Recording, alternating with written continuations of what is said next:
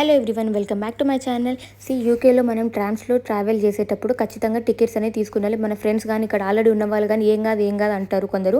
So వాళ్ళ మాటలు వినకూడదు. 2-3 పౌండ్స్ పెడితే పెద్ద పోయేది ఏమీ లేదు. అనవసరంగా దొరికితే మాత్రం వాళ్ళకు 120 పౌండ్స్ ఛార్జ్ చేస్తారు. ఇలా గ్రీన్ జాకెట్ వేసుకున్న వాళ్ళు మనకు చెక్ చేస్తుంటారు అనమాట. అన్ని స్టేషన్స్ దగ్గర ఉంటారని కాదు, డైలీ ఉంటారని కాదు, బట్ ఒకవేళ ఆ టైంలో దొరికితే మాత్రం కష్టం. సో ఇప్పుడు నేను రీసెంట్గా ట్రావెల్ చేసినప్పుడు నాకు కనిపించారు.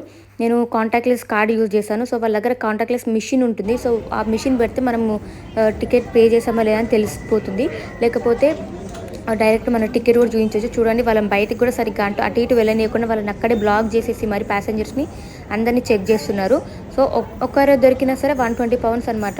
సో జాగ్రత్తగా ఉండండి. ఒక దగ్గరకు వచ్చినప్పుడు ఎంత కేర్ఫుల్గా ఉంటే అంత మంచిది. మనము ఇక్కడ ట్రామ్స్లో కూడా మెన్షన్ చేస్తారు, haven't paid, it will cost you 120 pounds అని. So be careful. If you like my video, please do like, share and subscribe. Thank you.